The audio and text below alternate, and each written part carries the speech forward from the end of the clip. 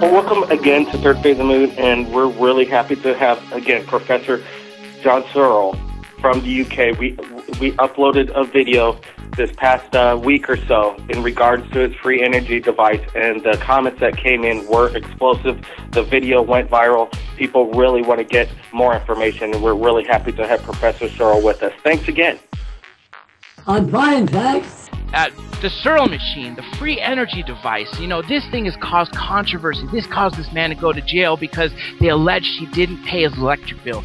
And he created what can solve the world's problems. Bradley and John, why don't you tell us a little bit about how this came to be, and then we'll jump some great questions. Well, I'll take the lead there. First of all, John was never arrested for stealing anything. He never stole anything, and we'll let him fill in the blanks to clear up for your audience what that was all about. Essentially, it was a battle between he and the electric board over some missed wiring in his home. And John will be able to explain that as well. What he did, which is so extraordinary, is come up with a device that takes advantage of the rare earth material in that he harvests the electrons from the outer valence. Now, that's not very difficult to understand. If you look at an atom and you have a shell with electrons in it, out on the very top shell of any of the rare earths are spare electrons. And we know that electrons comprise electric current, which runs everything electric all over planet Earth. This man in 1946 configured from his dreams a device that is able to harvest and convert those electrons into usable electricity. John Roy?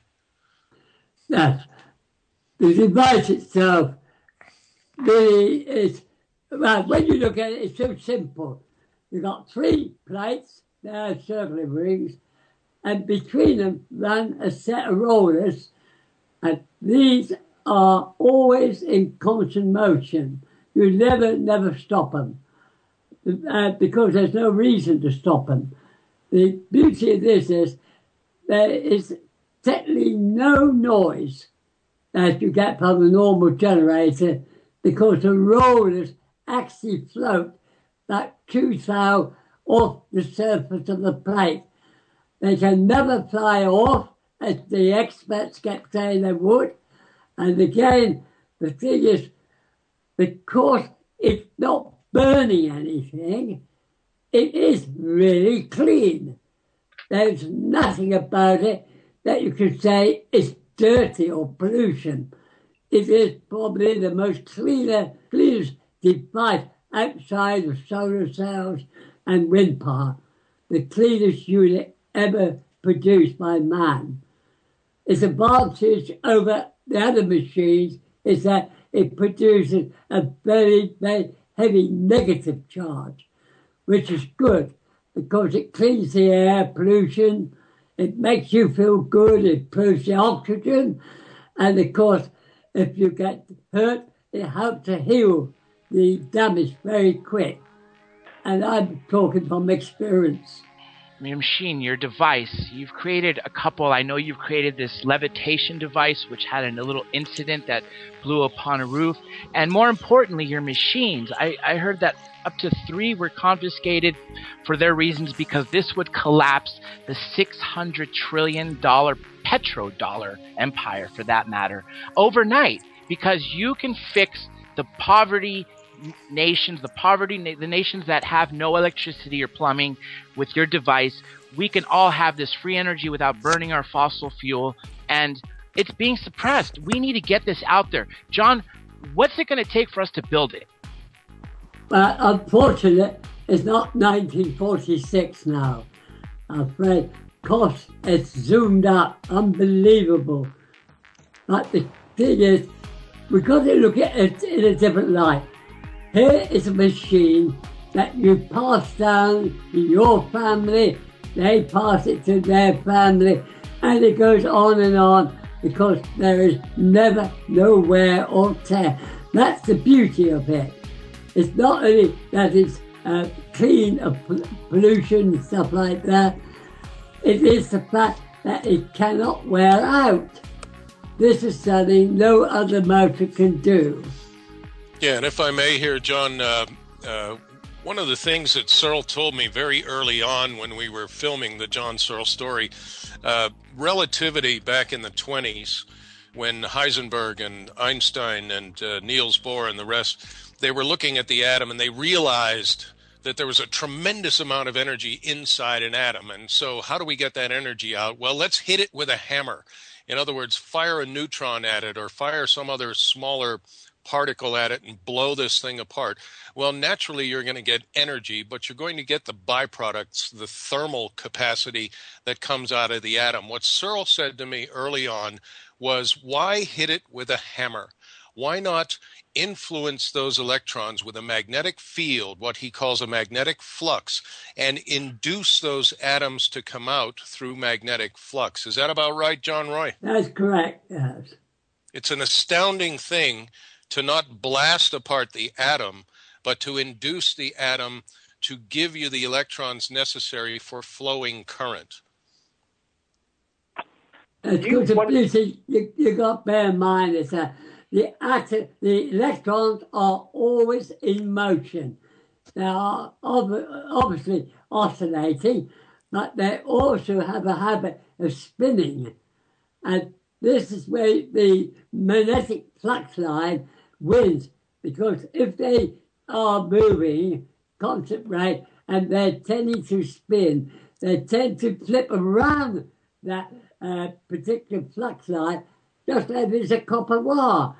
And it will spin around there and speed up, and the force is pushing it outwards. So it will pass on, and it obeys, of course, the laws of Newton. When it comes out, it travels along the back of the roller, but then you need a force to turn it, to bring it round the front. But we do not apply any force. We allow it to continue in a straight line to the next rare earth layer, which absorbs it because it is positive, and on it goes through the system. This is something which is not normal in a normal electric motor. You know, I'm actually getting a question right here live from a Third Phase of Moon fan. They want to know, they said, okay, ask John Searle about the National Ignition Laboratory facility in Livermore. Apparently, it's supposed to be a U.S.-funded free energy. That's what I'm hearing here. Can you tell us what you know about this? Is it linked to you? Are they using your technology? This person listening would love to know. As far as I know, that the only thing going on now is to develop a fighter which can be unmanned, because a fighter unmanned can turn sharper at high speeds, where a pilot would never withstand that type of treatment. Their work is, for spying and things like that. Unmanned craft, they're trying to develop more for spy work. Yes, and I think it's important to note, John, that Searle Technology Incorporated is a very meticulous cross the T's, dot the I's, be compliant with SEC, IRS, all the rules, regulations, so that infrastructure is set up to re-engineer, to recreate Searle's device while we still have the inventor with us. So as far as any connection with that entity or other entities, we remain open to those connections. And it's not as if we're hiding anything. And John Roy, what do you say to those people that hide in the bush from the men in black? My advice to them all, whether they're security, military, or government, the door is open. Come in. Let's have a cuppa. Let's have a chat. Come and see the power we are producing. All from nature. Come, we welcome you. Well, the passion that you have, Mr. Searle, is what we really appreciate. You are a fighter and trying to get this information and, this energy out so people could appreciate and enjoy life without all this, power and this money-hungry company. We don't have to spy. It's an open door. You can come in. You're welcome. We have a question from our caller who's actually, like we said earlier, the experiencer and submitter of Third Phase of Moon, who's going to tell an amazing story next hour. But right now, he's got a question for the godfather, Free Energy, right here at Third Phase of Moon Radio. Joe, take it. Yes.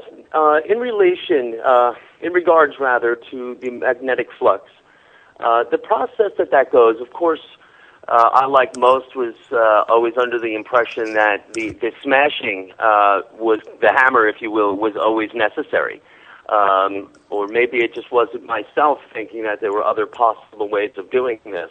But through this process, is there any manipulation to the nucleus of the atoms? And secondly, are we then creating monatomic elements? Is that a possibility? I would like to say for certain, we are investigating. We are carrying out full investigation at the lab in San Diego to find out what we're actually doing. What we know is that we're not splitting the atom. We are just draining steadily the flow of power in which it simply collects from the air. As we drain it, switching it to positive, it collects energy from the air to switch back. We've got a chain running here which will never stop unless you forcefully stop it. And if I may, Joe, what we're talking about here is the rare earth materials. What makes a rare earth material is that property of the outer valence possessing two spare electrons. They're essentially spares, and they're held on to a single atom of a rare earth material by a very light positive force. Now, once they're removed, it does not change the composition of the rare earth. It simply leaves it with a slightly positive charge. Now, if you imagine the Searle device at the center, you have neodymium, and if you're drawing those electrons off of the neodymium material, then that neodymium material in the center of the device is going to be left positively charged. Now, electrons in the ambience around the device, whether it's in the form of static or heat or sun radiation or beta decay, are going to seek that positive area, and they're going to begin to flow in and replenish that neodymium. Now, if you take it a step further, if you're going to peel off electrons and go into the world of alchemy, that's a completely different situation. All we're doing here, and all Searle did, was to recognize that there were electrons available in rare earth materials. Let's harvest those electrons, peel them off using magnetic flux, and once they're peeled off, it doesn't change neodymium except to make it a positively charged neodymium that will attract ambient electrons. I understand. Is it always neodymium used in the process, or are there other rare earth materials such as iridium or osmium? You can use any rare earth.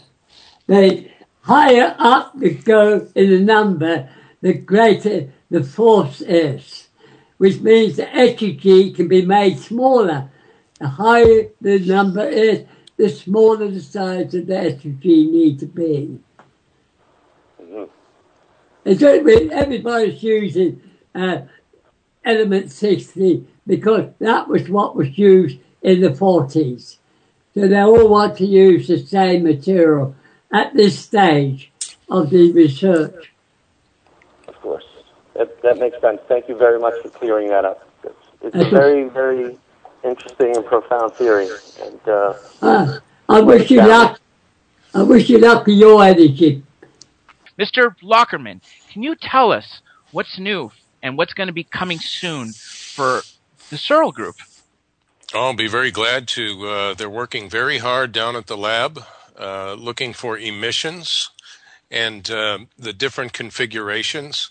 The situation down there is difficult in the sense that we are trying to re-engineer and recreate Searle's device. What was needed primarily was an infrastructure. And the infrastructure meaning that you had to take in enough investment capital in order to facilitate the recreation, the re-engineering of this device. So that means build the infrastructure. Once the infrastructure is built, then of course you can legitimately, legally, and in compliance with federal and all regulations, take in enough capital to get this job done. So that we've done that with a modest amount of success. But like I say, it's a modest group of people who are dedicated and moving forward as best we can with the resources that we have. John Roy, you want to comment? Yes. I wish everyone to understand the effigies made in the 40s were made by hand, not intended for mass production, but just to experiment to please some old age men who wanted to see what I could do. Today, we have a big problem, which I forecasted many years ago would happen. We have pollution, which they laughed at when I was talking about it in the 40s. But it's here. We have to do something quick. We cannot make one effigy every 3 months. It's impossible to meet demand. We have to redesign and try to find the best way to do it. I believe the system I put forward we should develop is the quickest way we can produce effigies. And if we can produce one every 5 seconds, I shall be happy. Free energy topic is very controversial. People are calling in from around the world right now. They want to ask questions for Professor Searle. And this question is coming in all the way from Brisbane, Australia. Cordell Dello is here. Cordell, welcome to the third phase. And do you have a question for Professor Searle? Yeah, I do. All right, go ahead. And thanks again. So with the free energy machines, I've always seen a lot about them, and I've always just wondered what force does it use to actually generate the energy? Well, it's in the rare earth. You do not have to use any outside source of energy. The force is there. The energy to feed it is all around you. There's all this wasted energy we're wasting, all this pollution containing energy within it. The machine will put it in, compress it, organize it, then they'll come up in negative pairs. One much higher charge than the other. One will go right, the other will go left. In the process, it releases the electrical charge. And we're not destroying the atom in any way. Yeah, so it basically follows on with the law that energy is not created nor destroyed, it's only rearranged. Yeah, you rearrange it, you charge up, and you just release it.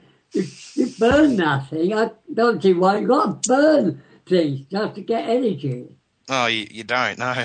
There's many ways that can be used, such as the one that you've presented. Yeah, Cordell, Bradley here, if I may. What we're taking advantage of here is the ability of the electron to move. If you look on the quantum level, the only piece of any material down there with any mass or any energy to it is the electron. It is moving, and we've waded through the people that talk about the second law of thermodynamics. And they hit us with perpetual motion and these phrases, and especially when they say perpetual motion, I just hold up for them an electron. All things in our universe are in perpetual motion. The electron is in perpetual motion. It will upcharge and downcharge, but it's always in motion. So why not take advantage of that if it is possible? And we already know that through theories in physics like perturbation. Perturbation simply meaning that electrons will pass through any material or any space at any given time. It's called perturbation theory, but it is actual perturbation of electrons through any material. What Searle's doing here is inducing those electrons using magnetic fields to spin right out. I'm actually getting a question from another Third Phase of Moon fan. Wow, everybody is digging this free energy because they know it's going to save the world. Third Phase of Moon is getting the word out. We are proud of the Cousins Brothers, and we're proud of you, John Searle, and Bradley Lockerman for working so hard to get this out there. Now, they're asking about a UFO incident. This might be related to what I was saying about the Levity machine. I think that's what they're asking about. They said, what's this UFO incident that flew into the sky? Well, yes, I'd be glad to answer that. On Facebook, John Searle Story has a position on Facebook, and I think in the back there's a piece of black and white footage, and that came to us. It came to me several years ago, and I looked at this footage. It was two police constables who had chased a flying disc in the countryside in England, and I received this piece of footage, and I called John Roy up, and I said, John, I've got a piece of footage, and he said, without knowing it, he said, "Oh, the cops." And I said, "Yeah, tell me about the cops." John Roy, you want to take it? The policeman. I've been testing all this stuff in these books about aliens and that, and people are drawn to them and do this and that. And I've been testing people and found that the people react in the opposite direction. They run away. They get out of the area. They don't want to know. But I wondered, a policeman is trained to investigate anything regardless, even if it costs his life. The question now, what would happen if a police car sees a strange object which he's not aware of what it is? Will he investigate it, or will he just reverse and get out the way? So I thought, well, let's try one. And I saw this police car go along the road. So I brought I think it was a P10 I used on that one. I sort of hovered it there to catch an eye. Then they started moving towards it. I started to keep it moving at a nice, gentle pace. Stop when they stopped. And but I was surprised they were prepared to keep following it, regardless whether it was a threat to them or not. And just to round out... Which shows that they're trained regardless to investigate. Bradley, go ahead and make your response. I just want to let you know we're going to come to a break in a couple minutes, so go ahead. Okay, quickly to round out that story, in Warminster, there's a hill, and John Searle would fly the P-craft. You heard him mention the P-craft. He would fly the P-craft off of the hill each week just for testing purposes, different things. And there was quite a stir in Warminster. The town council got together because they kept seeing these flying discs, and they thought, what, are we being invaded? And this is the story where Searle, in front of the policeman, would be just teasing them with the flying disc, and they'd chase it, and he'd tease them again, they'd chase it. At the end, there's a piece of black and white footage that I mentioned on Facebook, John Searle Story, where the constables are describing in truthful... Okay, gentlemen, I'm sorry. We are coming to a break. Folks, you stay tuned. 2 quick minutes. We'll be right back to Third Phase of Moon Radio. Welcome back to Third Phase of Moon Radio. We are researchers on a mission for the quest for the truth. We have an amazing show today. Of course, we got Blake Cousins and Brent Cousins on the phone. We got the godfather of free energy, John Searle, and Bradley Lockerman, manager and of Searle Group. He's the man who's getting everything together. We also have a contactee on the phone who's going to be speaking in hour 2, and we have someone else calling from Australia. He is actually a submitter. And briefly, Cordell, you had a little experience and you sent a video to Third Phase of Moon, which is going to be featured in our upcoming book. Can you briefly tell our listeners about the story before we get back to Searle? Because I got a burning question for you, John Searle and Bradley Lockerman. Yeah, well, basically, as you know, if you've watched the video on Third Phase of Moon, it was a metallic spherical unidentified object in the sky, and it was as I was at a friend's house proceeding to the backyard or going out there. And just before we got out the door, I noticed it in the sky. So I pulled my camera, which was the iPod, out and took the image of it. And basically it sat there for a few seconds, but then it proceeded off to the left and just basically took off at speeds that I wasn't able to get a video of and switch it onto video mode. But yeah, it was quite one of the most amazing things that I've probably seen, and I haven't seen anything like it again. You know, it is an amazing picture. It shows clearly a saucer. It's at an angle. You could see it's a dome-shaped craft. Anyway, it's out there. You're all going to see it. But right now, we're going back to, thank you, Cordell. We're going back to John Searle and Bradley Lockerman. Now, we talked before we went on the air, Mr. Lockerman, about the law of squares. Now, we in our society are taught that linear thinking is best. And that's wrong. That is not how our brains are hardwired. And apparently we teach them the wrong way. Can you explain why people have made so many mistakes when 5,000 years ago such wisdom and third dimension thinking was used and it's not now, and why the law of squares is so important? Yeah, I'll take that this way. Let's look at physics up until the 1920s, actually the turn of the century. We come from 1873, James Clerk Maxwell, then the Lorentz equations, and then around the turn of that century, the Michelson-Morley experiments. Now, they provided a set of data that really enhanced physics as it was known at the time. 20 years later, we find E equals mc squared, which is general relativity, and that I view as a branch off of physics.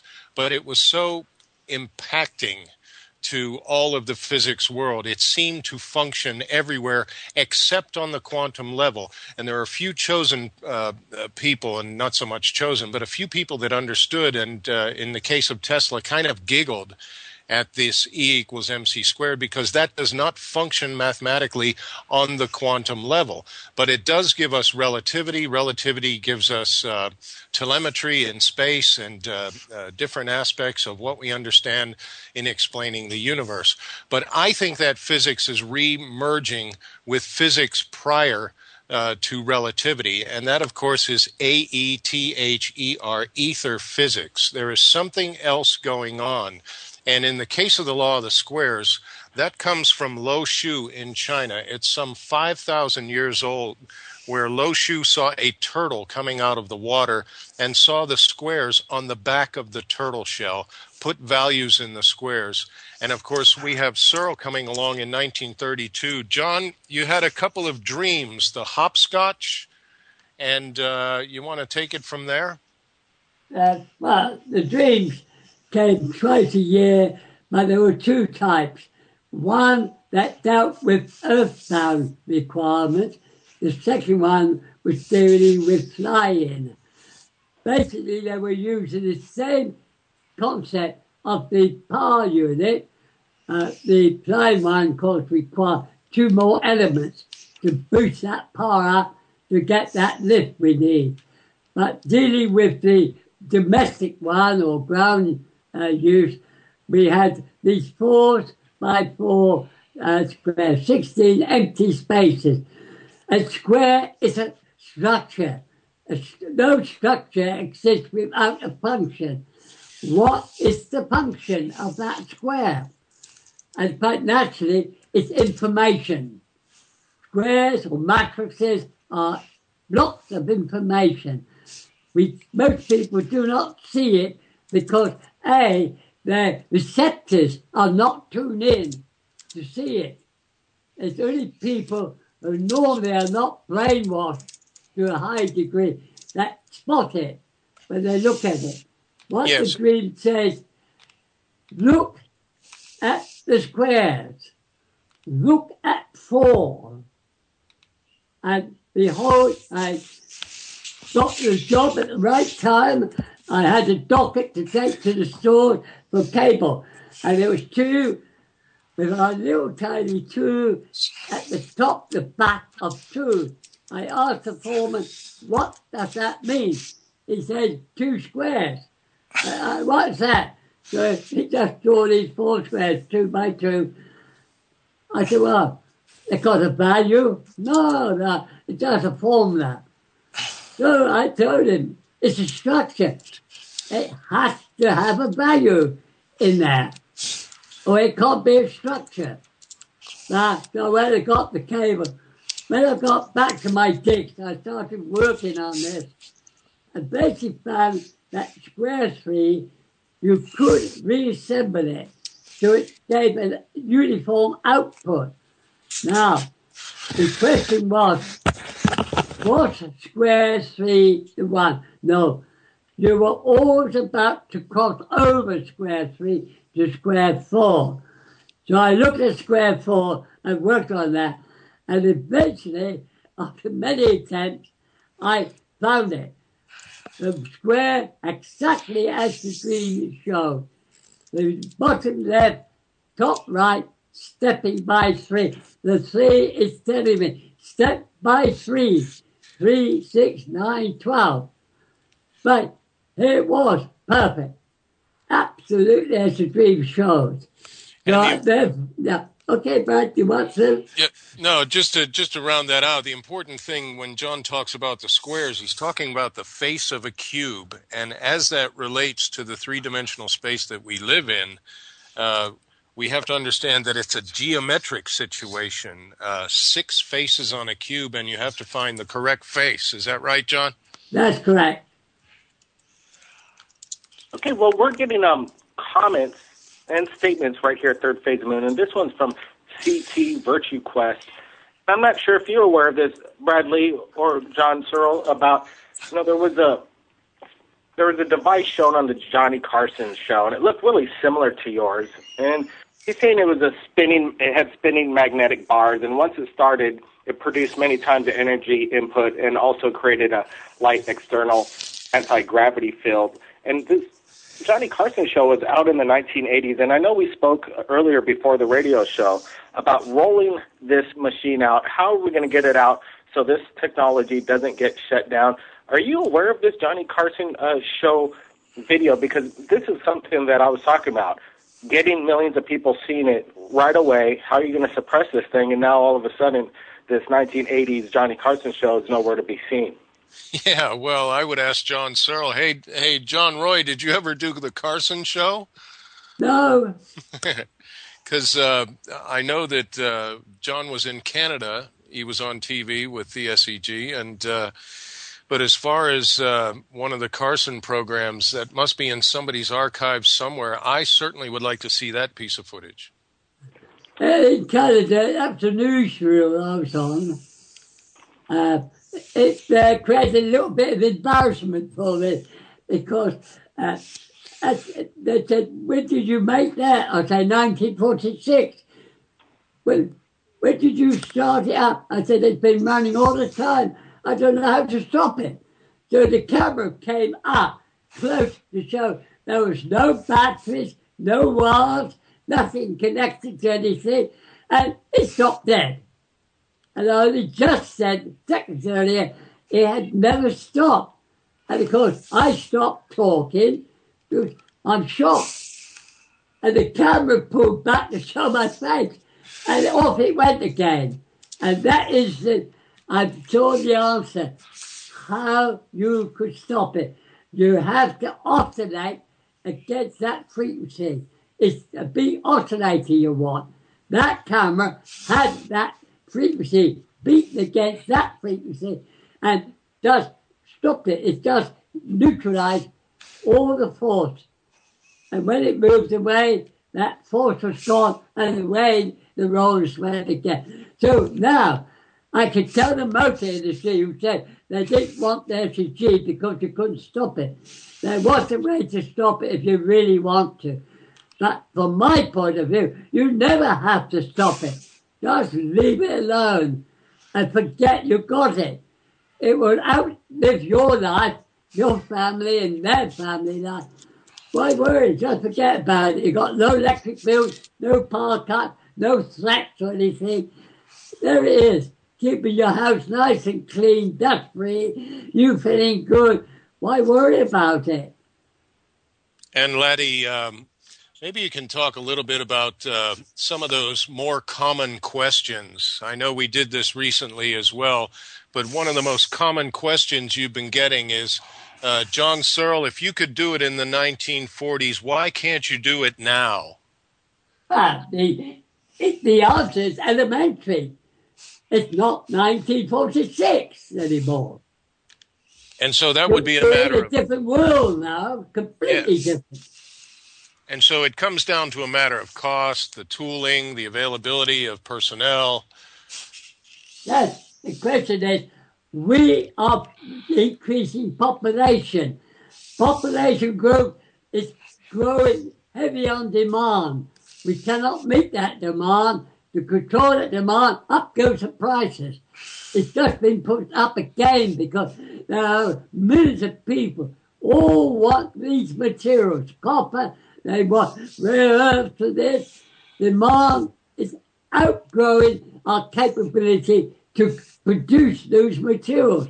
We have to slow it down. Or you've got to stop breeding to allow the market to catch up with you. One way or another, we either got to pay for it or you stop breeding. And that way we can catch up with the demand. And so when you were doing it back there in the 1940s and especially in the 1950s, you had all the facilities of Midlands Electric, the presses, the magnetized. We had our own three-phase power station, autos. We had all the power we want. When I said I want that rare earth hit, now they laughed at me because no one ever had magnetized a rare earth. It's impossible. I said to them, hit it, I want to know what happened. And because we had all the power we needed, they did run it. And when they took the ring out, of course, bolts and nuts and rounds just shot to the plate. They came back, look at this. And that was the first time that rare earth had ever been magnetized. So, John, you may have been one of the first people to magnetize any of the rare earths, correct? Yes, because that particular rare earth was only used by glass manufacturers to polish glass or to tint it purple. It had no other effects to their knowledge. So it wasn't very much. It only cost me 32 cents a kilo. Kilos needed for the first plate. That's how cheap it was. You get me a kilo today for 32 cents. You can't. I would pay you double if you could. There's the video that we released right here at Third Phase of the Moon, provided by Bradley and Professor Searle, and it has the machine, and you claim that it's working at that point. What happened to the machine? It got confiscated because, hey, I like the business to understand. Now, this council estate, the electric board had to bring power into it. Therefore, they obtained what we call the supreme right to service every house with whatever electrical appliance they use, do the repair, and supply the electric. That means then, being government, you were not intended to make your own electricity. You had to use theirs because they went to a very big investment plan to bring the electric to that estate. Now, of course, when you get a machine and they open it up to find out how it's working and they cannot understand how on earth it's working, it is illegal.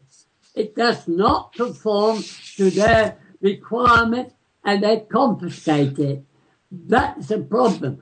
In this case, I said, when they opened it and tried to stop it, they destroyed it.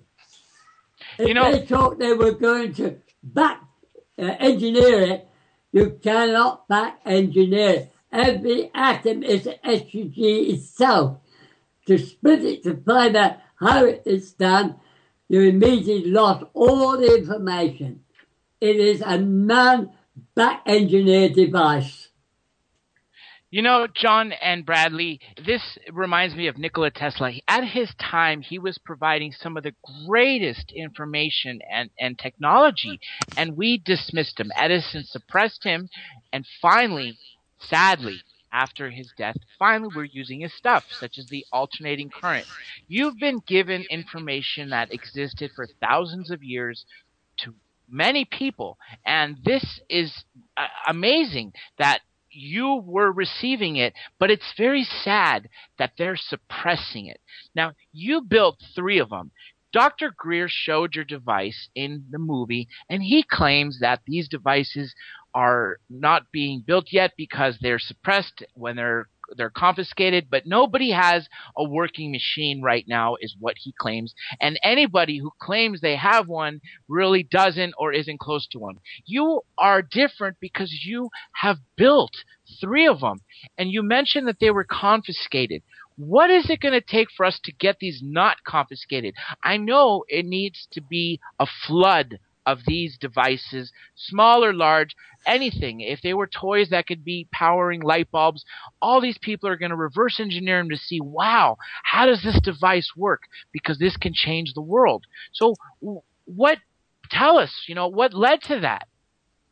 Well, it's simple. Since 1968, when the world became known what I was doing, thousands have tried to make an SUG. They said, oh, sir, giving us a load of rubbish about the maths and all rubbish about how you do the magnet. It's simple. We just will get a load of all the magnets down at the shop. We'll make it. And then they said, sir got his details wrong. It don't work. It is not the cell device they built. They built their own device. And then blame Sir for their failure, for not knowing or understanding the mathematics or the details of materials, how they behave. Materials have many footprints. We have to learn what footprints are the best we need to use. That's all I've done. I simply sat back, followed the degrees, and got the results. At first, of course, it took off, and we couldn't solve why. So I gave it a body. So it became the IGBS, we call it today. But when we look at it, nothing on the first time was there any information. Scientists said the rollers would not stay on the plate. If they did, they would fly off if you tried to move them. And that's all they've been saying right up to the present day. At our lab, we show you that the rollers, and they're not light, do stay on that plate. They will stay on regardless what speed you just make them rotate. It doesn't matter. It's like the Earth and the Moon. It doesn't matter. Where the Moon is free to shoot off if it requires to, the rollers can't, because they are controlled by 2 types of forces. That is why I'm always standing in square 2. Everything you do must work by 2. You must make sure there are 2. To print, one part must rotate, the other part must move across it. So you've got 2 different functions.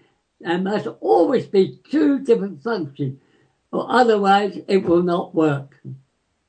I want to ask you the circumstance when the device was confiscated and what your state of emotion was after you found out it wasn't there. Well, good, I was angry. But not only that, I was also angry about another event prior to that, where the electric board was asked to come out and repair the boiler. They fixed it, and when they brought it back late at night, next morning, and this was the stroke of luck, the wife asked me to fill the boiler and put it on ready so it's hot when she got up to do the laundry. If she hadn't asked me, when I came back, I would have found a dead wife, not a live one. I filled the boiler, As I went to leave the room and turn on the switch, bang! Fuse box, everything just disappeared. The central light, wires, all went. When I got back home from work, the workman was just leaving. No electric. So I said, what's happened? Where's the electric? Oh, your 40-watt fluorescent light down there. 40 watts. Go get your boss. You're not leaving this house till your boss is here. The chap when they got the boss, he said, what's the matter? He won't allow us to go home. Why? He keeps on insisting. He wants the boiler to turn up. The bottom took off. He wants to see his side. So I've got to turn it up, open the bottom so we can get home. So he opened the bottom and I look at, so 40-watt bulb fluorescent tube took all that meter and fuse boxes out. Really? What's all this stuff in here? So the boss of the electric board looked in. Oh, we'll take it right away. We'll get it fixed tonight. We'll bring it back to you tomorrow. There'll be no bill. They brought it back. But 3 weeks later, a bill did come for £400. And that's what made me angry. And by the way, guys, this is one of the incidents in an ongoing war or battle, we should say, between John Searle and the Southern Electric Board that led to what everybody feels or thinks is him stealing power or stealing something. He never stole anything.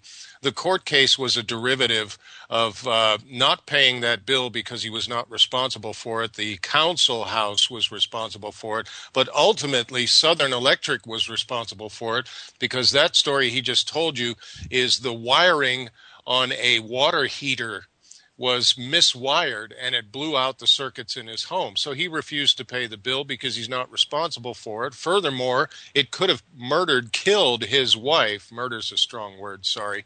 But it could have killed his wife accidentally or otherwise. So that leads to the court case. The court case is effectively trying to separate Searle from the electric board in this ongoing battle. So this idea that he was arrested for stealing and all of this other, it was mostly a set of mischief where Searle made the electric board work harder by giving them tasks to do because it was an ongoing battle. So I hope that puts to rest the idea that he was arrested or otherwise for stealing. You know, they made me challenge. They challenged me. That was the argument. We got less than a minute left, but when I said that initially, I was completely in that frame of mind. I knew you didn't do anything wrong. They just wanted to maliciously prosecute you because you had something that they didn't want. Now, technology is a double-edged sword. On one hand, we have all this money in these banks. We're not using cash anymore. They could shut us down. On the other hand, we have YouTube, Third Phase of the Moon, the internet. We are getting the word out. How easy is this technology to understand, and can we get all the scientists, this theory and application for world release to work on? Briefly before we get on, we got 20 seconds. I think just look at it from a point of view, sidestepping general physics and expanding the point of view. John? Well, thank you both. We'll be back hour 2. John Searle and Bradley Lockerman will be back next month. We'll talk to you gentlemen soon. Thanks again.